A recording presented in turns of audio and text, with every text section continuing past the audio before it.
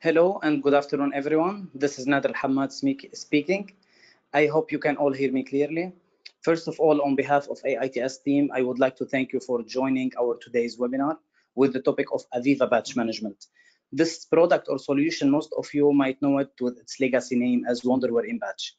So today, the webinar will be a sales or general session addressed to managers mainly, covering the batch management benefits, value proposition, where it fits, as well as the licensing model.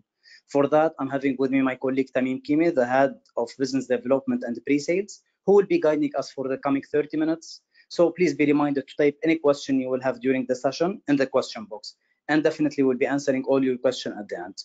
So now I just wish you a nice session, and I will leave you in safe hands with my colleague Tamim. Hi, Tamim. Hi, Nader. Thank you very much for the nice introduction. I'm really excited to be part of this session today, and this is part of our series of online webinars that has been introduced for the since the past weeks. So within the topics today, it's really interesting topic that have a lot of information on the solution itself, and definitely all the recorded session, all those sessions are recorded and can be found in our LinkedIn page and YouTube channel. So the solution that we're discussing today is the patch management. It helps you to build and perform complex patch processes in much easier and effective way. To know more about it, this is where we are discussing within the webinar in a minute. So to start with the agenda, we will be covering the introduction on the patch management. We'll highlight the values and the benefits of the solution.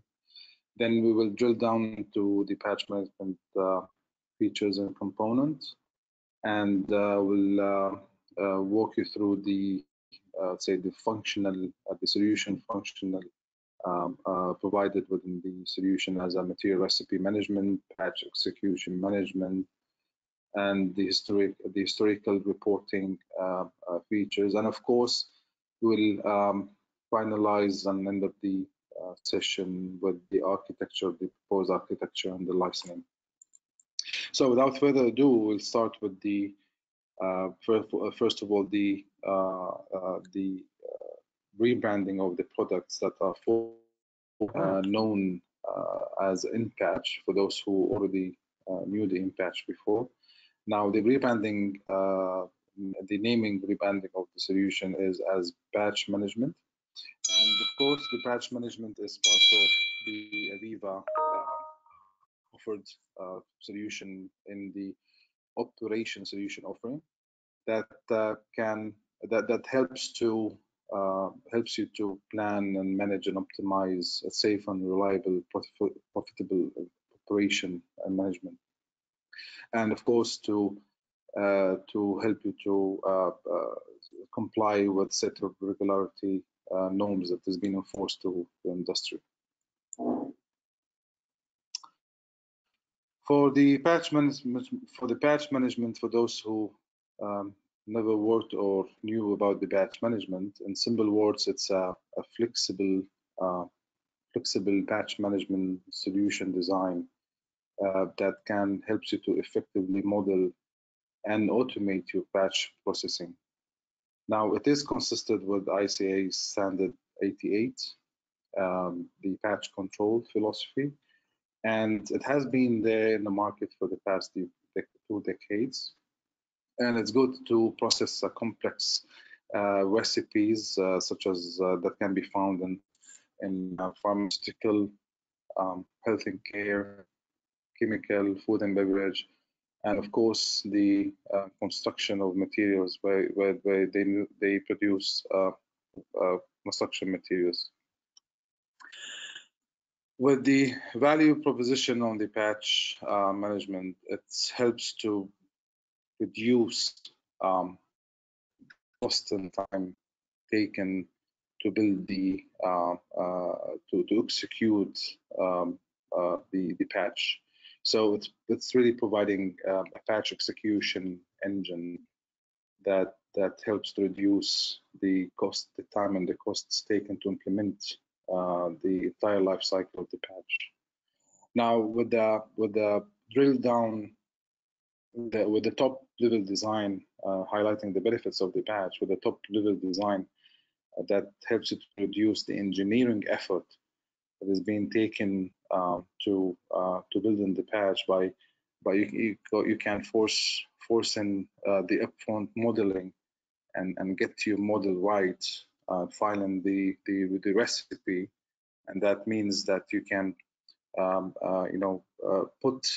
you don't put a lot of effort wrongly from the first place before you end up with unnecessarily control codes. And also it provides a constant quality and products by automating the patch processes with the complete patch history and material genealogy and material traceability, and of course the reporting. Now, with the patch or the recipe editor is designed with its user interface, it's designed for non-engineer or non-expert engineers to work on. So any local chemist or local process engineer can perform the build and edit of the entire recipe. And this is really a huge add value into our solution. Now, when there's any new product introduction to the market where you need to edit an existing patch, that can be done quickly and swiftly.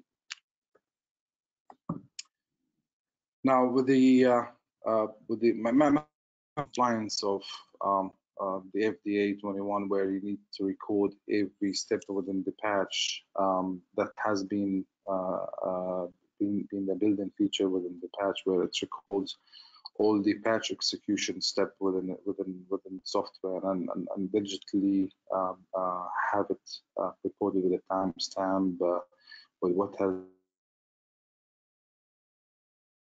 embedded within the process and what are the codes and the patch products as well. So it reduced really tons of effort of time to validate the entire process before it takes place. So covering the features on the patch and what we're covering now with just glimpse, and with the coming slide we'll be covering most of the components in detail, starting with the model base, where you can describe in the model and of the patch and configure it, and then describe the equipments and how you want to use it and what is the capacity, and describe in which process it will be part of, and we'll show you that in a bit. With the easy recipe creation, where you can keep up with your changes and your production, and once you create the master recipe database, where you can edit and modify and have three sub-levels of recipe editor interface. With the patch ML functional, where you can export and import the patch, and where you can view the patch revisions, you can do a comparison reports as well. With the patch XML export, that is an XML file that can be used with any third-party software.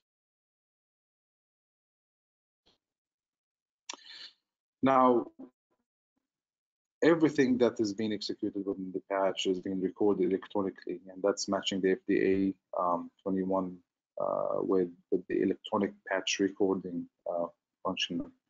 So starting from the material usability, starting from the asset utilization as well, starting from the produced goods. So all the records from when it was produced, what is produced, what material, and when it went to the patch, when it started, and what are the patch codes, and so forth. So the patch solution can be implemented on a single node. It can be part of large, complex multi-site implementation, along, and of course can be integrated with the AVEVA system platform. The supervision provided on the patch management, including, let's say, the standardization of the SOPs that can be initiated and the proper manual that can be attached as well and can be accessed during the patch management. Out-of-the-box simulation that helps you to simulate your recipe and make sure that all inline equipments and materials are available, all the quantities been defined. So to avoid any complex, I would say, coding and have a further review on the process before it actually impacted on the process line. So to know where and when and what will happen with the modified configuration. It has a built-in redundancy on the engine or the patch engine level, where you can create a redundant node for some critical patch processing. You can have as well if there's any errors within the database, so it supports its store and forward functionality. Now as well supports with the it supports the virtualized environment. If you want to put this on a VM to be part of a high availability or disaster recovery functionality that's usually provided by VM or hybrid VM.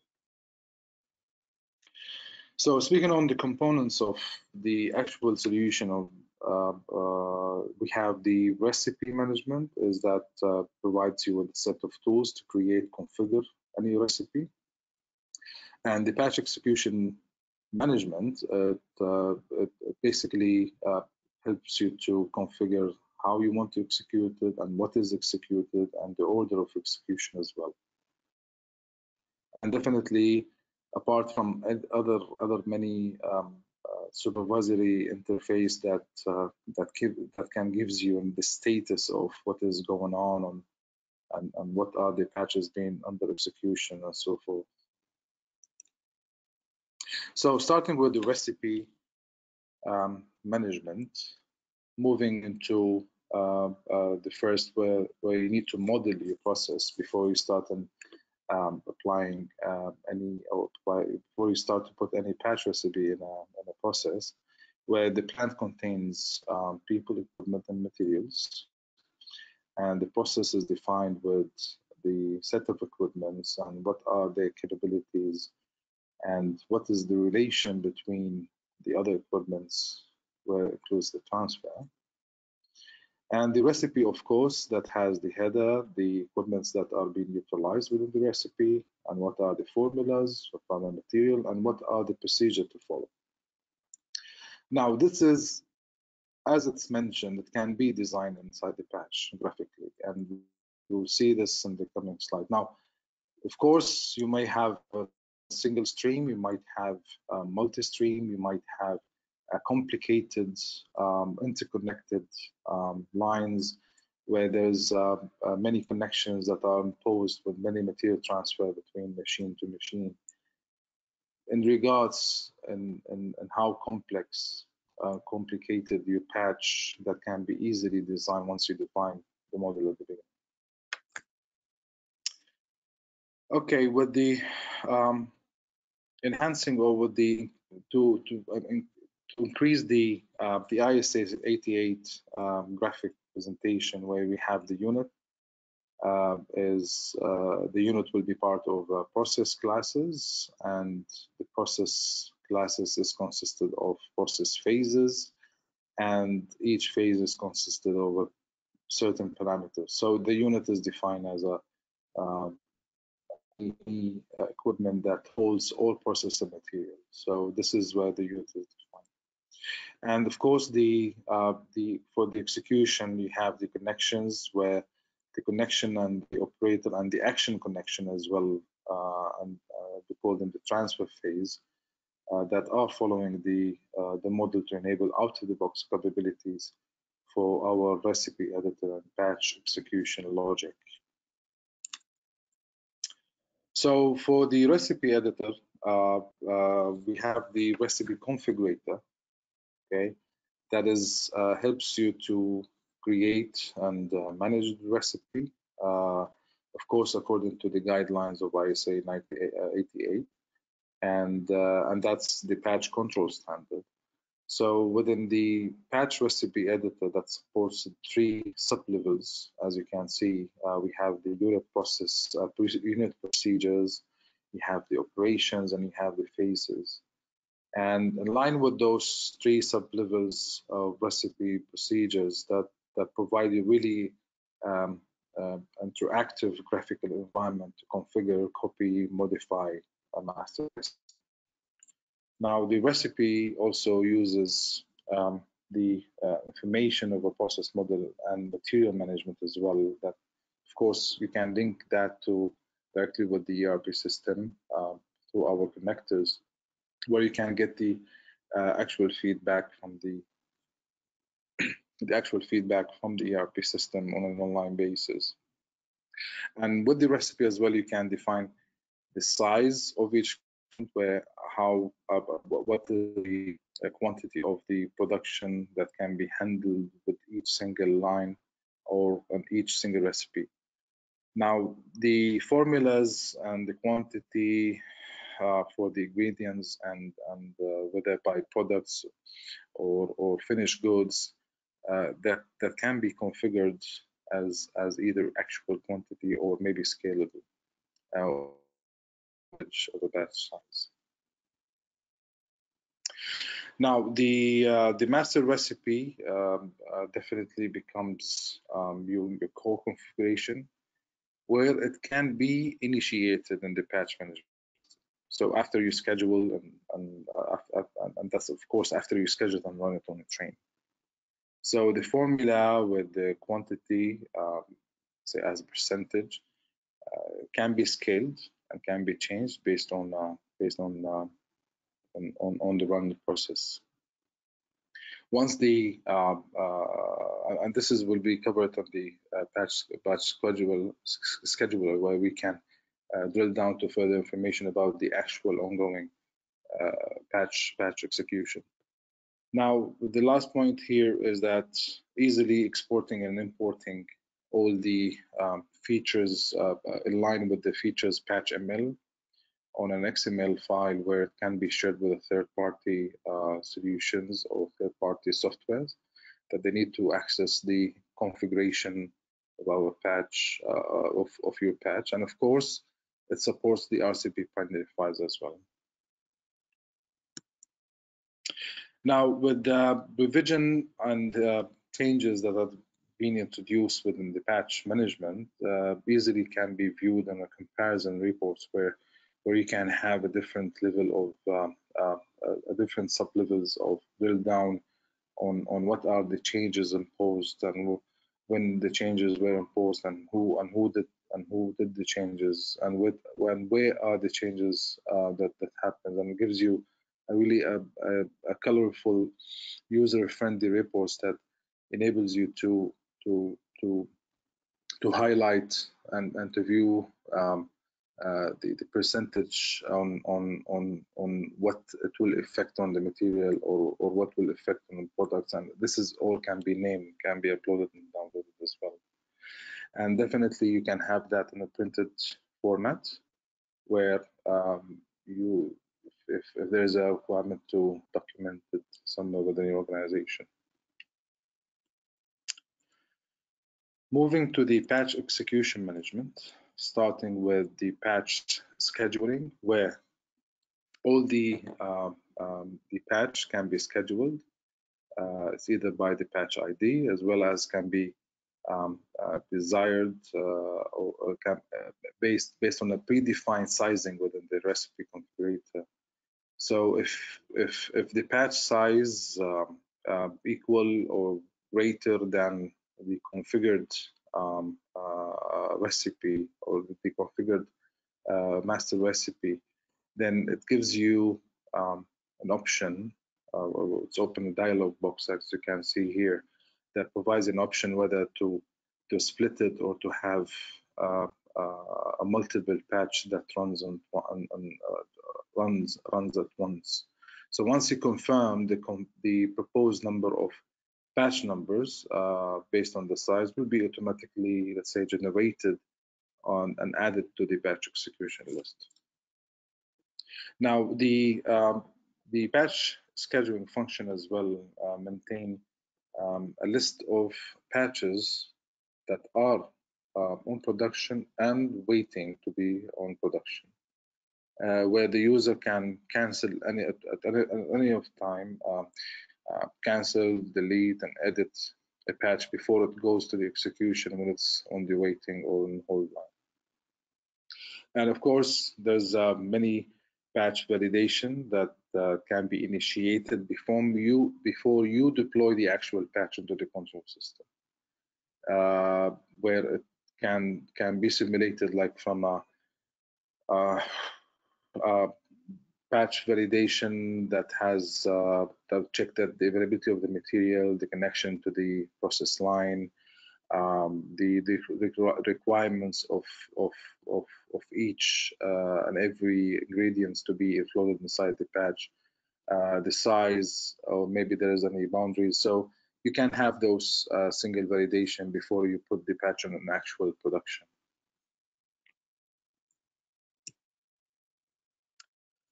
Now, from the patch management, can give you a direct access to a comprehensive supervisory, say, console, where you can link this with your HMI, or you can have that patch independently being viewed and managed through the user interface.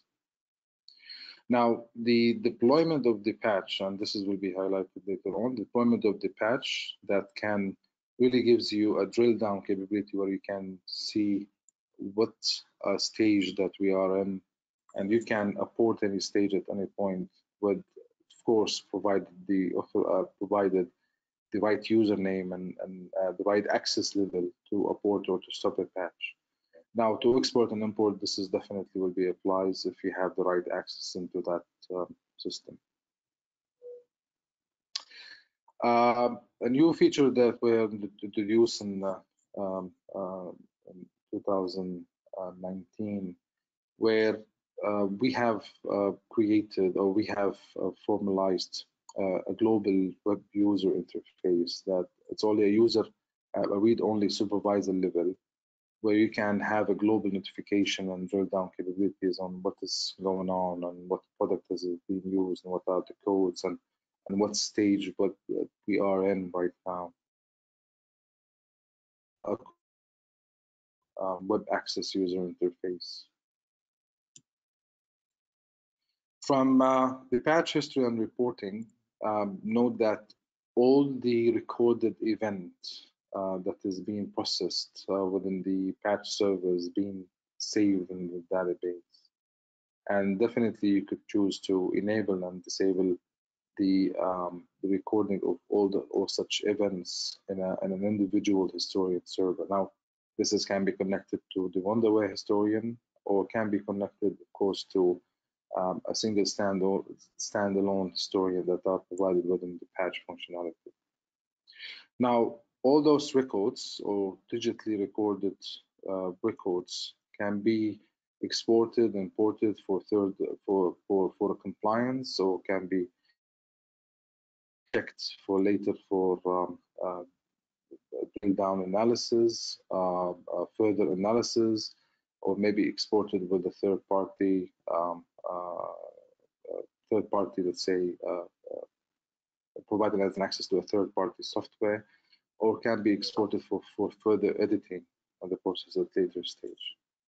Now, within the patch reporting, we have built in almost 25 to 30 different reporting templates, and definitely additional reporting via the SQL SSRS can be provided as well. The API functionality within the patch is being enhanced in the late 2019. That you have the now ability to start, restart, and hold and abort, whether a patch or a phase. You can instruct and create a phase instruction as well. You can get a set of information such as the unit, segment, error messages. You can even modify a phase parameters as well, and as well as you can get and retrieve the system parameters values, of course. Okay, moving to the architecture and the licensing. So the patch software is based on a server to client. Just to let you know that the server holds on the runtime information like the process modeling online, the configuration, the material and the recipe information, the coordinates of the patch execution, and also provides an interactive, I would say, request for the clients if the client is requesting for further information about the patch. Now, of course, you can deploy it in a single node or a multiple redundant hot standby nodes. And the redundancy, when you say it's a built-in redundancy, meaning that you only have to activate the redundancy, nothing more. So you don't have to write up scripting. You don't have to put an additional effort into enabling the redundancy. Now, of course, can be integrated with whether the AVEVA system platform, the MES, and we'll see later on what are the functions that can be imposed as well using other components from AVEVA, other solutions from AVEVA.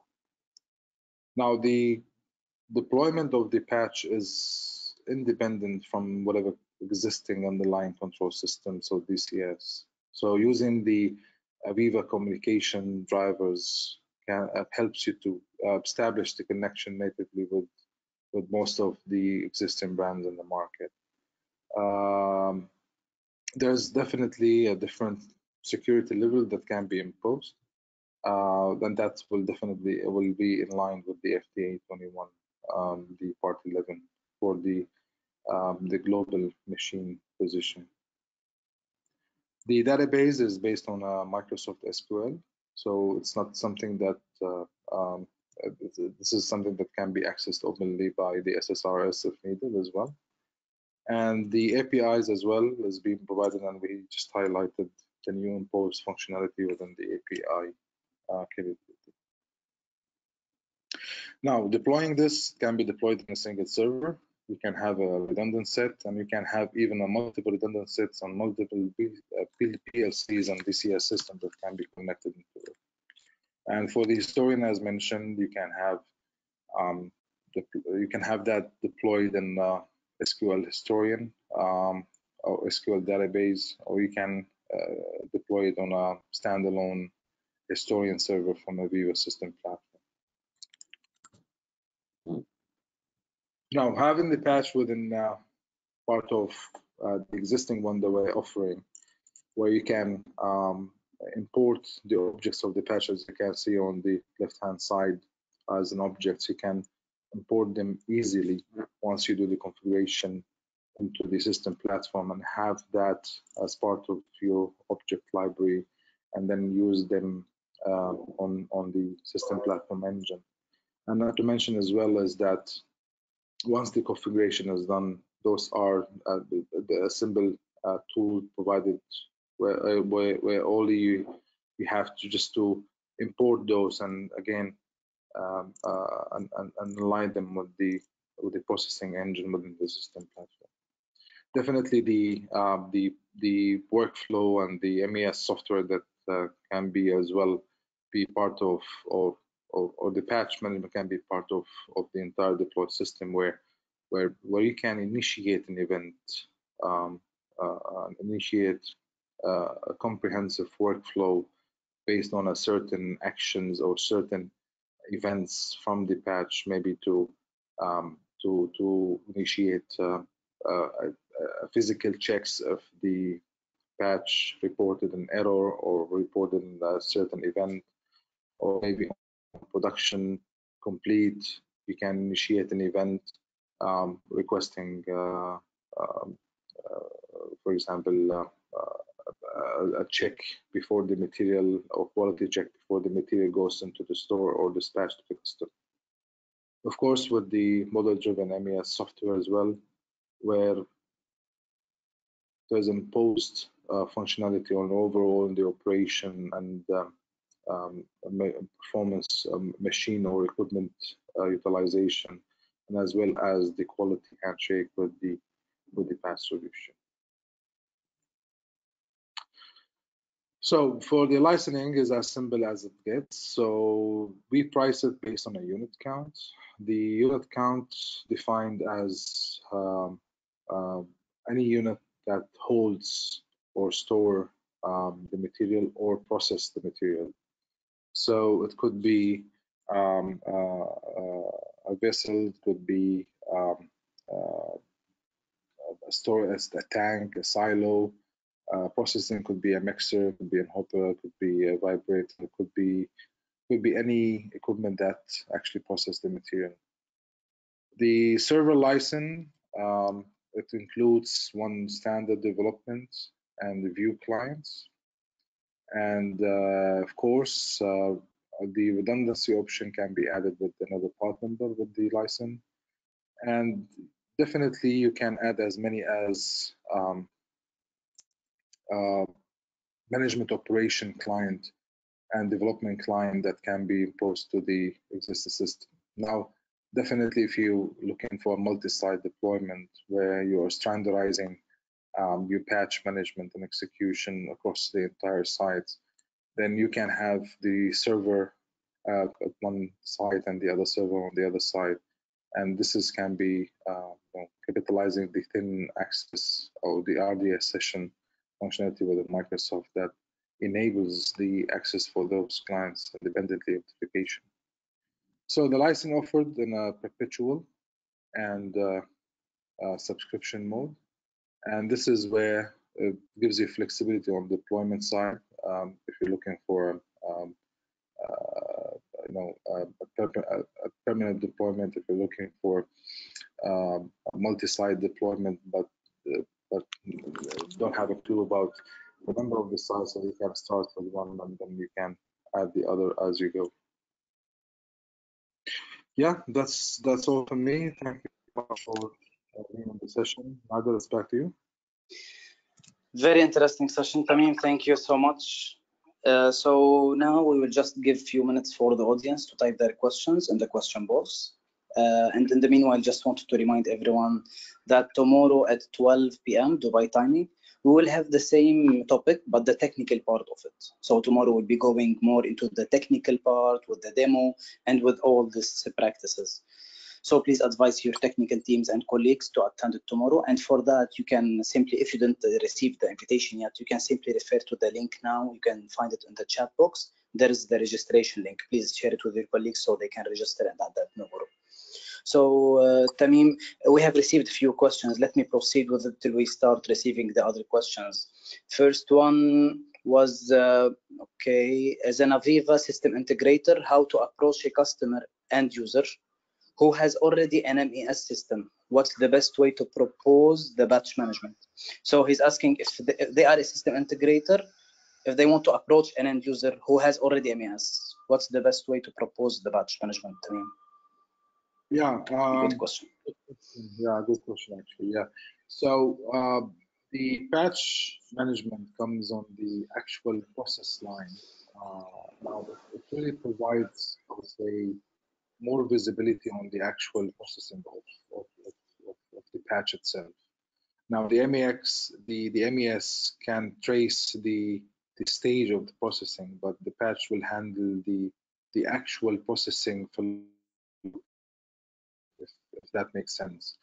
Definitely it adds a value into the line where it gives you more visibility on what's actually going on the actual processing, because the feedback that the MES provides on the higher level says that, okay, if the production stage it's on that machine or on that unit, but then there is no feedback, where the patch management will provide the actual feedback on what is going on with the actual unit. So it adds more of a drill down visibility on the actual production, if that makes sense.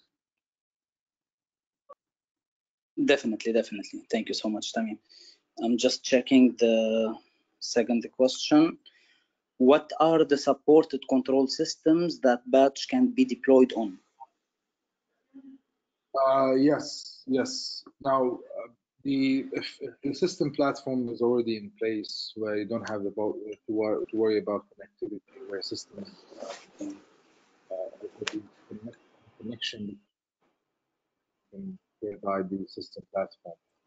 If system platform is not there, then we can use the AVEVA communication drivers that supports over 370 plus different communication protocols. Talking about Siemens, Rockwell, GE, Schneider, any controls absolutely in the market. So we don't have actually a limitation. I mean, we never come to a situation where we cannot connect to an equipment. So it's absolutely an independent of agnostic, I would say, on whatever control system that can be deployed on. Okay, so no limitation for this point, right?